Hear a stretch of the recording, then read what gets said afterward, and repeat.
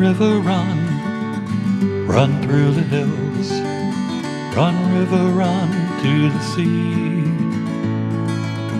Run, river, run to your place beneath the sun. Run, river, run over me.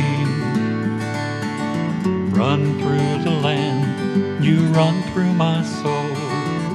Bring me wisdom and peace. Hi, this is Jan Lewis, your host today for being my guest, and welcome. We have Shannon Stevens from Framingham, and she was the creator of what's called FramBARK. Welcome. Hi. Now, you said, well, what is FramBARK? And when I saw the ad in the Sunday Metro West, it was about creating a safe enclosed space for dogs to run and play. Am I correct? Can you break it down for us how you got this idea? Right. I lived in Buffalo, New York for a number of years, and there are many enclosed dog parks in that area.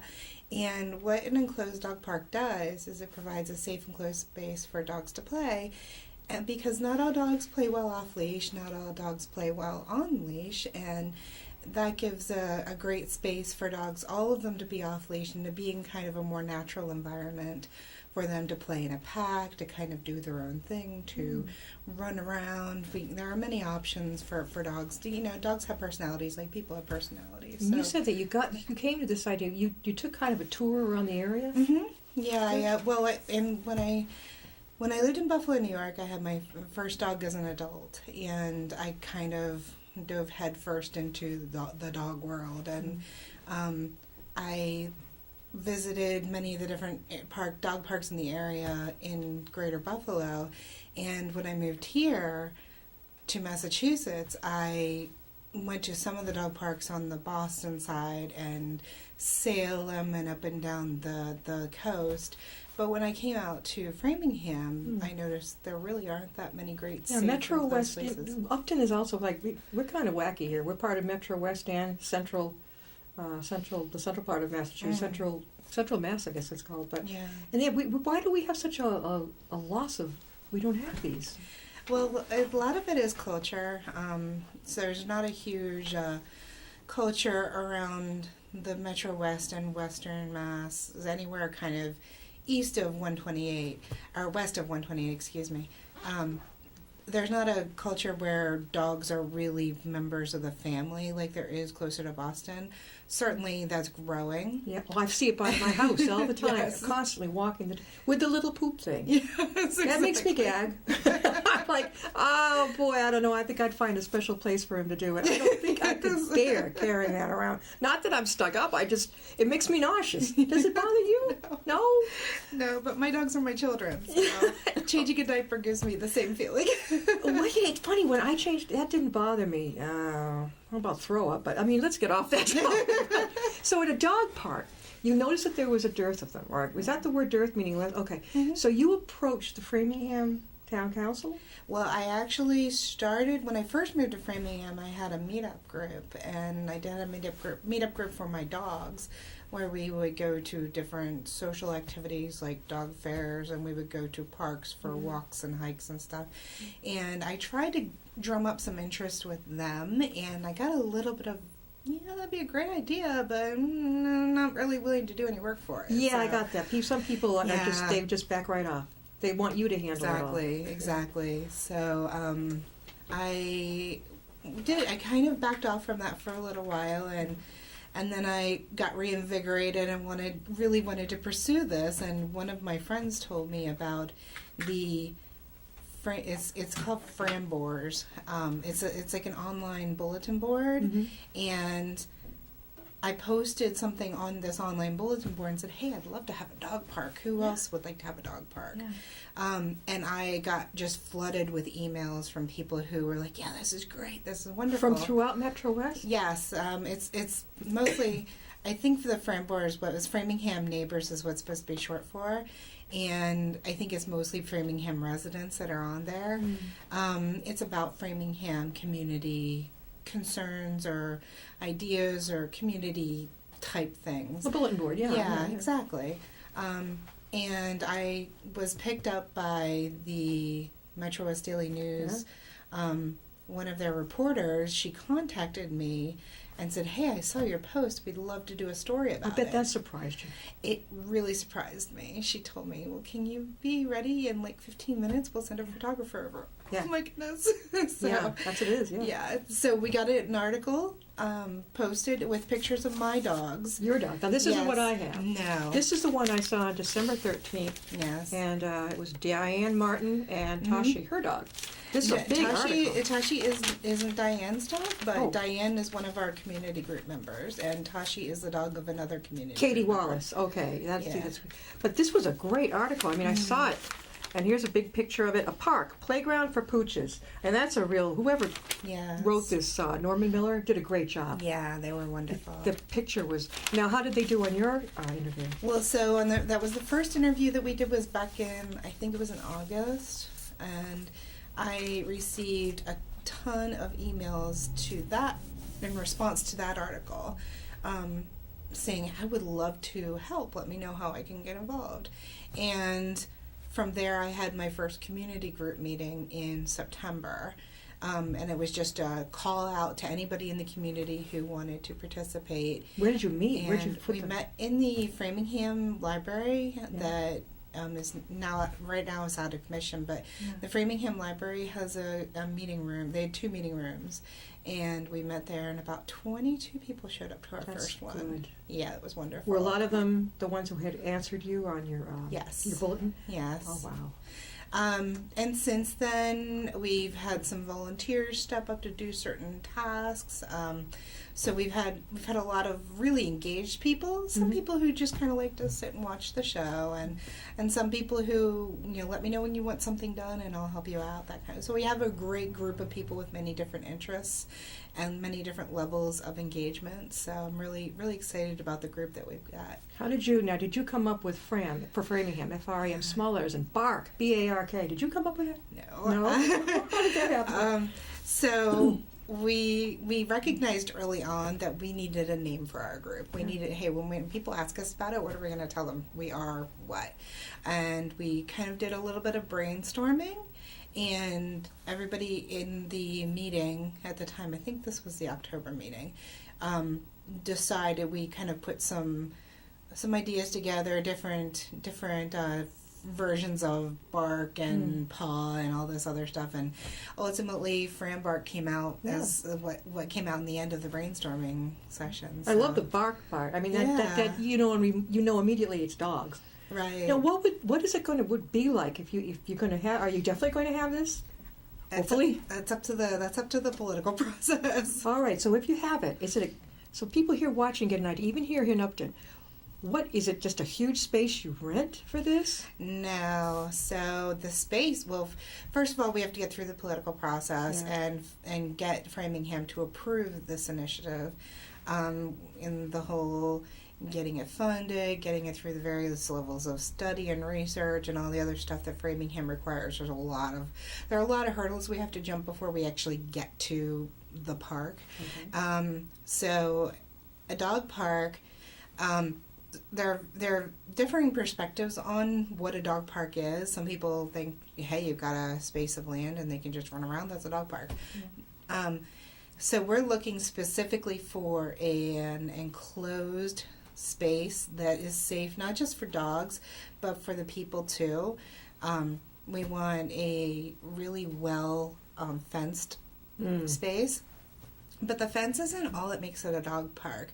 And I think that's really important to recognize. A lot of people say, well, how much does a fence cost? Why is it that hard? But we have to consider the ground cover, whether we want something that's sanitary, so whether it's grass or like a bark mulch or so I've seen some that are stone, and then like in inner city Boston, there are a few that are even just like basically paved. Almost sounds like the playground for children they have. Right. We have one up here that I think has a bottom to it that sounds very similar. Yeah, so we need something sanitary, but we need something that's also people are going to want to go to. Sure. It's going to be a draw for the community to use the space. We want some shade, but there's a balance there. We don't want so many trees that it becomes like a place for like fleas and ticks to hang out, you know. So we want some shade from the sun, but we don't want it to be woods. We also there are concerns about the entrance to a park. You'll hear a lot about a double gated enclosure, and what that means is there's a gate that you open up to go into a space, and in that space you take the leash off your dog, and then you let them into the park. So there's one gate, you let the leash off, and then you let them into the actual park. What's a great idea?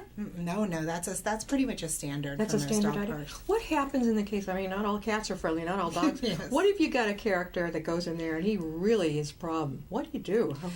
So there are you have to come up with rules for the dog park, and part of the things that we are doing with our group is we are researching what rules make sense, what are kind of things we need to require.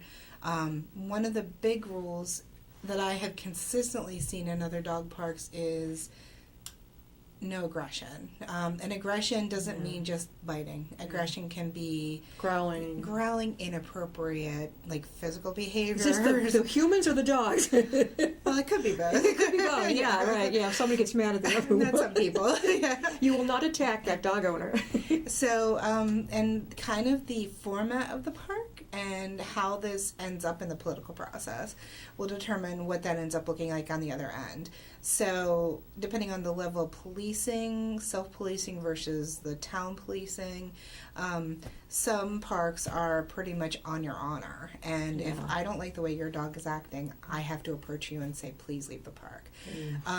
Some parks say it's on you. If your dog is acting inappropriate, it's your responsibility to recognize that and remove them from the park. Some parks actually have a really active animal control enforcement, and they tend to kind of police the parks. We want it to be a fun space, though. So there's a level of personal accountability and responsibility there. So who cleans it up? All right, big question. Who cleans? So everybody's responsible for their own dog. But how can you tell who did what? I had a really great. There was a Facebook group for a dog park that I used to go to in New York, and they said, everybody is responsible for cleaning up after their own dog, but you know what? It's grass. You're going to miss something. I'm not sure I would know the difference between this one and this one. And you know what? If you see something, you've got a big extra bag, pick it up. But if you're a dog owner, you're used to that. Yeah. But also they have big cleanup days too. Yeah. So, every quarter, they'll say, "Hey, we're having a cleanup day. Come out." Oh boy! Yeah, fine. But they'll have activities. They'll have other things. So it's not just about picking up. This sounds like we're talking with Shannon Stevens, and she is the creator of FramBARK for Framingham Bark, and it's for a doggy playground. And they want to start one up in Framingham. And one of the reasons I wanted to have her on is that we could. I suppose a lot of the towns around here could use something like that. I see a ton of dogs. I live right here in town, being walked all the time by their owners. There's a lot in this area, especially where I live. They're constantly going back and forth. You get to know the dog and the owner, but there are a lot of them. And I think it's a great idea. I'm trying to think, would probably not, but I'm thinking of not a playground. Well, it wouldn't even be a ball field because it wouldn't be appropriate for the bottom of it, right? Right. Yeah. You certainly want a place where children are also going to be playing. Yeah. So that can get a little bit iffy. Where would you find a little field? A big field you want? So we are in the process of researching different areas. There are a few that are currently parks, and they're managed under the Parks and Rec Department in Framingham. There are a few just big open spaces that nobody seems to be using. Yeah. So, excuse me. So my goal is to take that list of parks and review them and figure out what are the pros and cons to those parks. Like, one of them is in an amazing park space that's already got a basketball court, a tennis court. It's huge, but it's also got a playground. So that's so the safety is a concern for me. But I wonder if you could get some kind of a portable fence that when this, do you know what I mean? Something. Well, so there's in this particular park that I'm thinking of, it's think of it in quadrants, and there's a tennis court here, a basketball court here, a playground here, and this other part's not used. Yeah. So they were thinking, hey, let's put it there. I actually just spoke with somebody in the Framingham Rotary who approached me, said, hey, I heard about this dog park Yeah. that you want to do, and we thought a dog park would be great in the space that we're working on renovating. And we talked a little bit about this park, and that was the park that he told me that they were using. And That's I think good. it's a fantastic idea, but I have to weigh the pros and cons of the safety concerns. Have you gone to the Rotary and spoken yet? Not at the Rotary. I've just met with one of their members. I've spoken at many Rotaries, and you know what? It's very easy. Actually, they only give you about 20 minutes, so it's a piece of cake. And they feed you, which is delightful. You get a dinner, too, whatever, a luncheon. You have about 20 minutes, and you can pass your business card around or whatever, talk with people afterwards. But what a cool idea. You are very lucky. They've already approached you. So now you've got your foot in the door, and you say, I spoke with so-and-so who contacted me. I'd love to speak to the group. Yeah. That would be fantastic. Wouldn't I'm that be looking really more support? I would love it. And a town meeting, if you could schedule yourself to stand up and present it. So we actually have near, mid, and long-term goals. So the near and mid-term goals are in April of this year. I should back it up. That's okay. We have been lucky to have several town meeting members attend our community group meetings, and they have been wonderful in giving us ideas and kind of guiding us through what should our next steps be. One of the members recommended to us that we hold a table, like an informational table outside of the next town meeting. And that's kind of our priority number one right now. We want to we're working on several things. So we have business cards already. We have flyers. We have a mission statement, vision statement. All of the things that I consider kind of the highest level things that we could possibly have. Yeah. We also are working, one of our community members is a professional photographer. Oh, good. And he's going around to local, so Metro West and some beyond area dog parks, and taking pictures and showing, hey, what does a good dog park look like, or what are the features we like, what are the features we don't like, that kind of thing.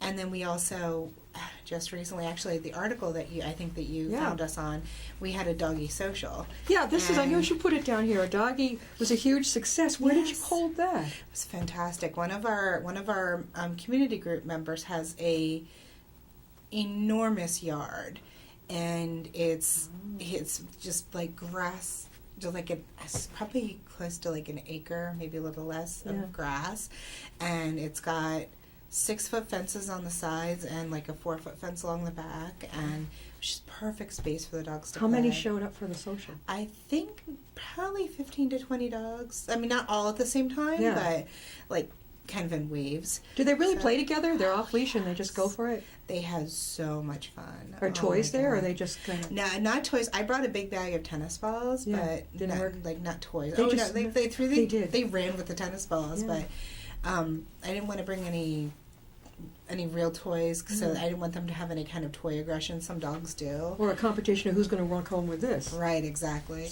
How do people get a hold of you, Shannon, if they're interested in this? How would they do that? It's FramBARK at gmail.com, so FRAMBARK at gmail.com, or we're also on Facebook, and if you just look up FramBARK on Facebook, you'll find us right away.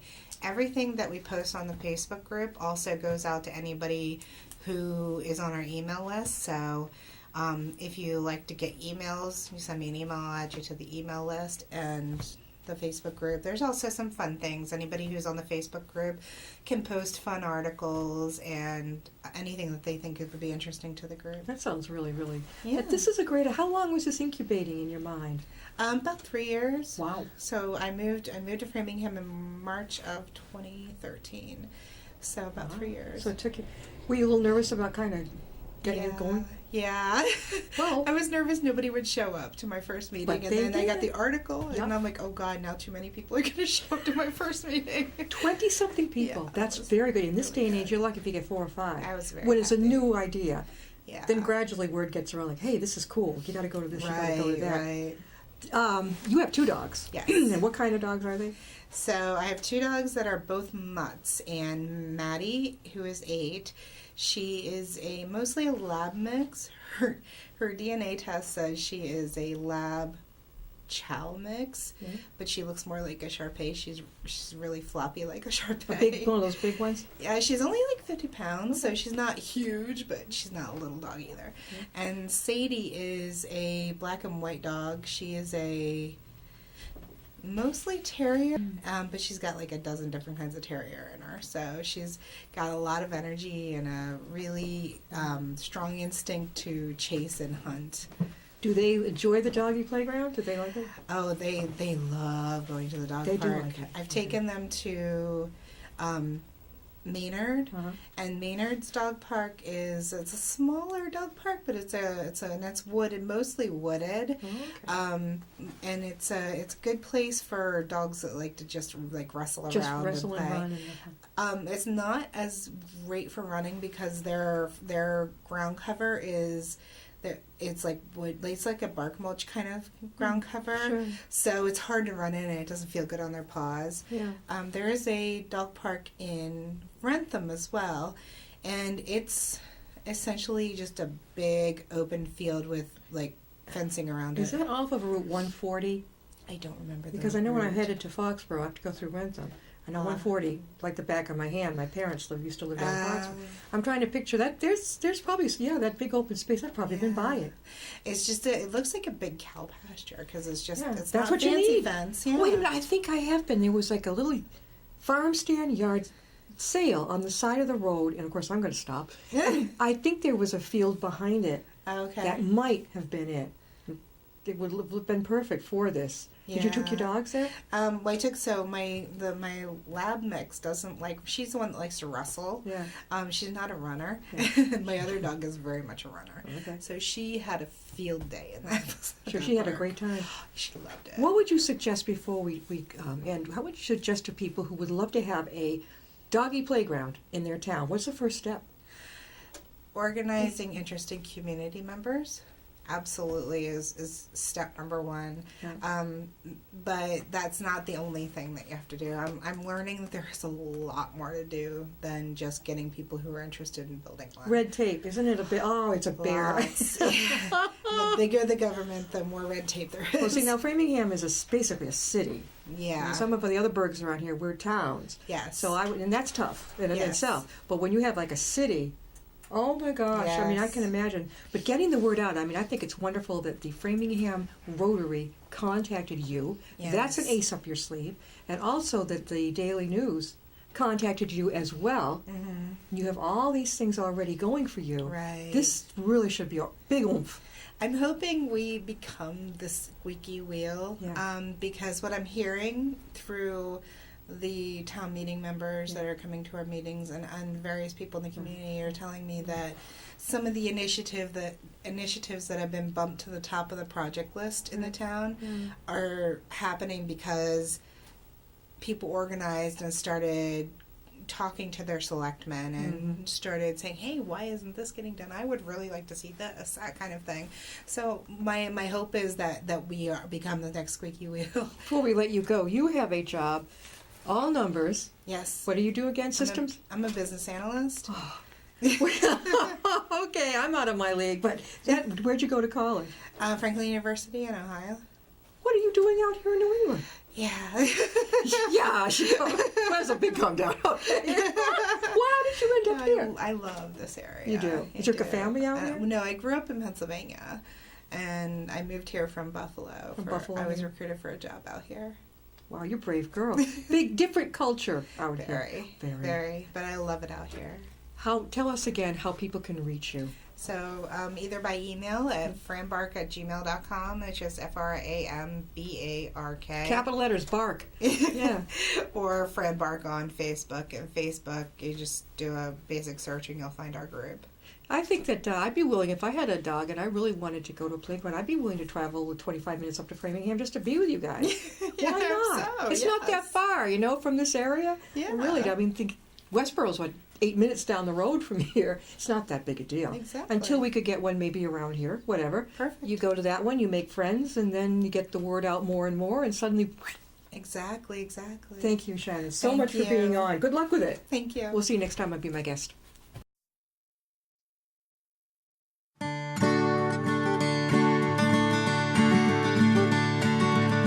Run, river, run, run through the hills. Run, river, run to the sea. Run, river, run to your place beneath the sun. Run, river, run over me.